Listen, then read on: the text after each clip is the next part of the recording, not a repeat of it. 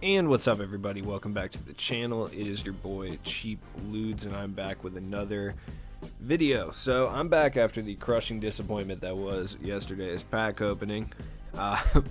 Trying to come and talk about these cards in a more positive manner than I did yesterday, just because I'm not, dead to the world anymore. So before we get started, if you're new to the channel, man, subscribe. If not, drop a like, comment down below what you think of the actual Inferno packs now that we're a day removed from the disappointment of said packs. So, talk about XP for a second, so if you don't want to talk about XP, skip forward about a minute or two into the video. So we got our new dailies, they're pretty easy, and then we got our win the weekend stuff I didn't really talk about yesterday. General same as usual as far as like the win the weekend and dailies. Like, apply a shoe, shoot 3 3-pointers with point guard, and then win a game of domination at any difficulty. So our win the weekend stuff is pretty standard as far as like the win the weekend challenges. There's 2 for triple threat, 2 for triple threat online, 2 for unlimited, and then 3 for limited, or I think 4 for limited. Either way, pretty easy. 6 assists with a point guard in a single limited game. Who cares if you lose, win or lose? Nobody cares. So just try to get those assists and 15 points with a shooting guard. Not really too many crazy XP challenges. I'll talk to some ones that we can expect this week that'll help a lot with the XP grind. I'm a level 32, about to be 33, so the Inferno set has helped a lot. Trying to get a lot of the XP for the Inferno set is actually relatively cheap, just because all the Amethyst and below cards are under 2k, which is honestly pretty cool, and I'll talk about some of those guys.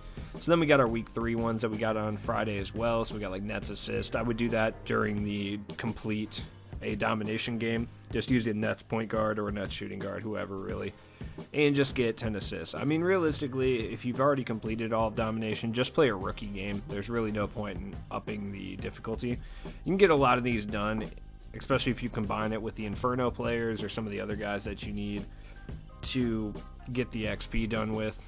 Just combine it with those, run that rookie domination game. You'll be able to get a lot of XP with only using about 20 minutes of your time. When it comes to, I like the multiplayer challenges that we're getting now, so now you can play them in any game mode. It doesn't have to be unlimited, etc. It's just multiplayer or single player, which I think those are really cool. I'm glad they're doing that. It's a lot less divisive than what they've been doing. So, alright, now that we talked about XP a little bit, like I said, I'll talk about some XP we're going to be seeing later on. I'm going to talk about the players in the Inferno sets. Reason for that is just because I enjoy them. But the market overall, before we get to that, is like Jason Kidd is still buy it now. How long some of these guys are going to be buy it now remains to tell. You've already seen the market kind of pick up a little bit, because like Jason Kidd yesterday was going for like 70, 80k. He went up, but like Allen Houston went down. So the market's kind of all over the place as far as like what cards are picking back up in value and which ones are going back down. Like Allen Houston has gone down farther in value than he was yesterday. Now you can pick up Allen Houston for around 70k, which he's pretty good, but realistically at the end of the day, he's not much better than like a Rudy Fernandez or an Eddie Jones who you can pick up for like 30k.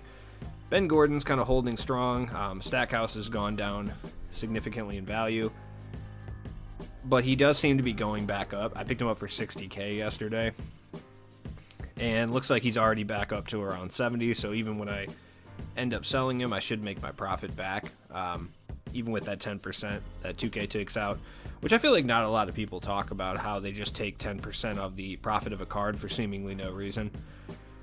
I don't know, maybe there's a reason for it. I just feel like there's not. It's just to like spite people, but it's just me. Clint Capella's down quite a bit. He's just not that good. So we're going to talk about some of the Inferno cards. So Festus Ezeli is going for around 700-800k. I think this is one of those cards that everyone should probably pick up. He's not incredibly good by any means, but at the same time, like when you look at the Sapphire centers and the fact that we've been getting a lot of limited runs based around Sapphires, like having someone like Festus Ezeli who moves pretty well and plays incredibly good defense is going to help. He also has like a decent mid-range shot at like upper 80s. Cannot shoot the 3, but it's not really that big of a deal. He can pass with the 74 pass too. He's got 89 block, 88 interior defense. He's going to grab a lot of boards. He's going to move pretty well with that 70 speed. Might be 69, but either way, he moves better than a lot of centers at that tier. Ronnie Brewer. He is incredible. Legitimately. He's got Rudy Gay base, which was one of my favorite jump shots in this game. Like, this year's Rudy Gay base is better than a lot of jump shots. It's like him, LeBron, Zion, and Trey Burke. Base 98, obviously. He's got really good badges. He's one of the best 3-and-D defensive cards at this tier for sure. And he has 2 Evos, so he Evos up to an Amethyst. The best part about that, you can pick him up for 800k standard. To bring him up to a Ruby, you just have to score 20 points in a game, which is super easy.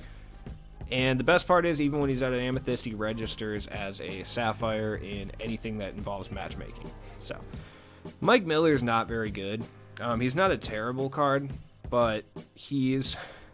I don't want to say he's better version of Kyle Korver. He's like very similar to Kyle Korver. He does a couple things a little bit better. Like, he's better all around than Kyle Korver, but Kyle Korver's a better shooter than him. You can give him a lot of badges, though it's not really necessary. He's just going to be like a little 3-and-D guy. He does have like bronze clamps and silver range and gold catch and shoot. He's got good badges. He doesn't have corner specialist, which I think is super weird, and he can't get corner specialist, which I also think is super weird, so that really hurts his value, I'll be completely honest with you.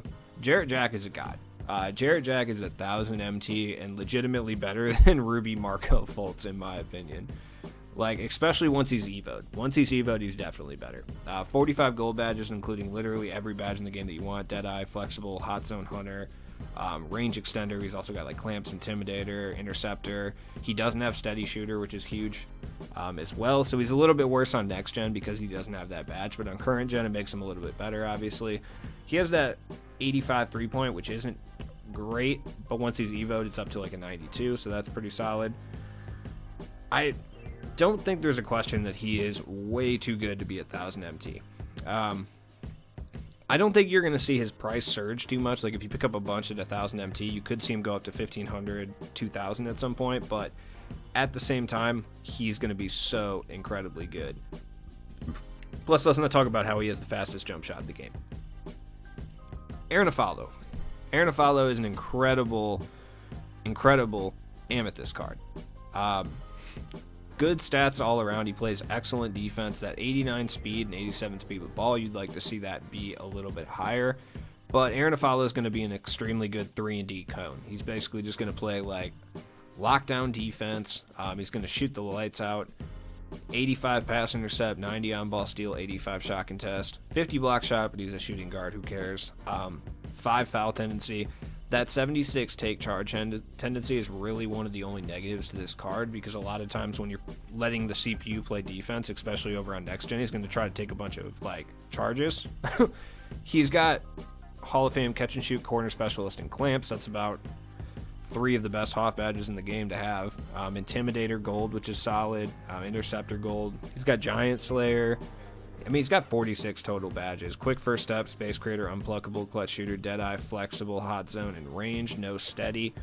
You can pick him up for about 1,500, sometimes even lower. I've seen him down at like 1,400, even 1,300, which is crazy.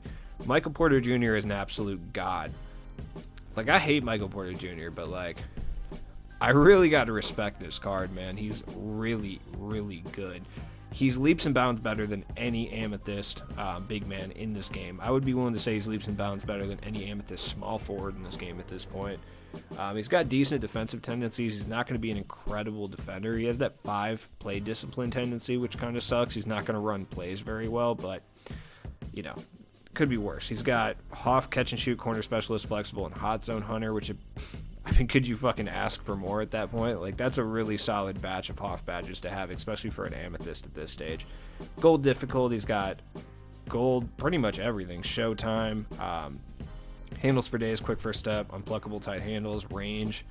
As far as badges you want to add to him, like clamps, obviously, rim protector, if you plan on using him at power forward, would be incredibly helpful. Same with like box. Heart crusher, lightning reflexes, depends if you want to make him more defensive. Clutch shooter, if he's going to be one of the main scorers on your team, is a pretty important badge to have, I'm not going to lie. And brick wall if you set a lot of screens. Other than that, he's a pretty complete card. You'll also notice that a lot of people are going to have problems, especially at the small forward position, contesting his shots. That's because he's 6'10 with a massive wingspan, and with that combination of shooting badges, it's going to be tough. DeAndre Ayton is going to be one of the best defensive centers in the game. The best way I can describe him is he is Clint Capella, but he can shoot. Gold clamps, gold interceptor. He's got catch and shoot, corner specialist, quick first step, hot zone hunter, decent hot zones. He does lack some badges, like you'd like to probably put like I don't know, clutch shooter, deadeye, flexible, range if you want him to shoot a little bit more. But he can definitely knock down open shots on his own. Same with like tireless and volume shooter. Volume shooter is one if you shoot a lot of shots with him on the catch and shoot you'd like him to have. The 83-pointer, but his jump shot is pretty easy to time, so it's not terrible. Now there is a problem with DeAndre Ayton. The problem is that, alright, I know I've had people in the comments from yesterday's pack opening tell me my attitude was bad or whatever, and that they'd like to see more enthusiasm, but like it's hard to be enthusiastic with these packs from 2K. Like it's not just me having bad luck. Like as you can see, like think back to the possessed packs, right? Like diamonds were more relevant then than they are right now. And David West is about, I would say, like at the time compared to like what DeAndre Ayton is at the time, they're very similar cards. And the cheapest DeAndre Ayton is about 50k. David West, on the other hand, was plummeting down to 15-20k, and that's back when diamonds were going for over 100k. So that should tell you how hard it is to actually pull these diamond and above cards out of these packs. The fact that these are still so expensive at this stage. Like JR is a really, really good card, but under normal circumstances with guaranteed packs, like he should be like, I don't know, 30-40k. He shouldn't be 50 to 70k. That being said, JR is an incredible card. He's very similar to the Pink Diamond JR lock-in from Season 2. I think he might actually be the same badge-wise. I'd have to really look at him, but he's got great all-around offensive badges. You'd like to see him have, like, Dimer, especially if you move the ball around. Yeah, I mean, you can give him Intimidator to help with his contests because he is a little bit weak on the defensive end. Giants, he dunks really hard, so Giant Slayer isn't incredibly necessary. Slithery Finisher would help. Space Creator, handles for days. He doesn't have Deadeye or Clutch Shooter, which is kind of sucks, but you can always put him on there. Same with Green Machine and Hot Zone Hunter. So he does lack some badges, but I mean, he's still an incredible card, almost identical to the Pink Diamond in every way. Kristaps. So I sniped Kristaps last night, which was honestly pretty cool. This is my first snipe all year of like a Pink Diamond or above, so I'm pretty stoked about it because usually I just don't check for snipes or I don't get them. Elite badges: flexible, deadeye, range extender, volume shooter, all Hoff. He's got all defensive gold badges, which is great. He's got that Kristaps body type, so he's 7'3" with those giant arms, and he moves pretty well too. So he's gonna grab an absurd amount of rebounds. As far as badges you can add to him, like lightning reflexes, showtime, I guess. None of the dribbling badges really matter. Hot Zone Hunter is actually one I recommend adding to him. I added clamps and gold quick first step to him, but he's got 80 driving dunk because I'm going to resell him. The 65 ball handle sucks, but he has that 89 block. 80 speed is not great, but you got to remember he's 7'3". So yeah, he has an 80 speed and a 70 speed with ball, but he moves a lot better than his actual stats will indicate just because he's so tall. It is going to feel like he's kind of like running on a treadmill sometimes though, because especially when you go to accelerate, like him being so tall in the way 2K is, it's going to seem like he's doing like a Scooby-Doo run where he's like running in place for a second. That does happen. But overall, he moves really well and he's got that length to make up for the fact that he's a little slower. Decent tendencies at 95, block 95, contest is huge. Ben Simmons. So Ben Simmons is what I would consider to be like an elite specialist card. And when I say that, he's great defensively, he's great at point guard, he's great at power forward, he does both of those positions incredibly well. He shoots a lights out mid-range. He handles the ball really well. Now I will say he is tall, so he's going to get the ball stolen from him. Not like all the time or anything, but if somebody is using a smaller defender against him, he might get the ball swiped a little bit. He's going to be able to take him to the rack, but that lack of three-point shooting does hurt him, but at the same time, if that's not something you rely on necessarily, especially current gen being rim running is the meta, he's still going to be a really good card, especially if you need a big point guard. Like, do I really need to talk about LeBron and Tracy McGrady? Like, they're the two of the best cards at their positions in the entire game. As far as badge counts go, I like how 2K just basically said, nah, we're not doing leveling at this point. I don't know what the proper term is, but skill leveling or badge leveling. They're like, yeah, I know we had all the cards before this come out with like 15 to 19 Hoff badges. You know, that's what we were set the precedent at for Opals for the first 2 weeks of the season. And then week 3, we're like, nah, we're just going to go 24 to 28 Hall of Fame badges. All right, either way, if you got the MT to buy those guys, I recommend not, because it's just not. They're going to come out with incredible card after incredible card after incredible card. It's not really worth it. So you're seeing the market pick up for a lot of these guys, like Paul George, Kobe, Shaq. Like, all their markets have picked up. They're still definitely down from what they were before, but they're picking back up steadily. I think this is about where they'll be, though. Andre Karolinko is one card I wanted to bring up because he's still going for around 60K, and to be honest, he's still incredibly usable in 2K. Anthony Davis, you're seeing his value actually pick up, so anyone who picked him up on Thursday night definitely got a deal as far as what he's going for. You probably could have flipped him at this point for like a 50K profit. It's risky, though, so it's hard to really suggest doing stuff like that, especially handling that much amount of MT during a season when the power gap is so weird between cards. It's hard to recommend. Danny Granger, you're starting to see him increase in price, which I figured was going to happen just because there's really, outside of LeBron and T-Mac, at the position he plays, there's no cards in the set that really would affect his ranking. So I don't really know why people panic sold Danny Granger. Oscar Robertson's back up in price as well. I don't know, maybe people thought that Ben Simmons might be able to shoot, so his value kind of tanked. I'm glad I sold him when I did, because he's going for about what I sold him for.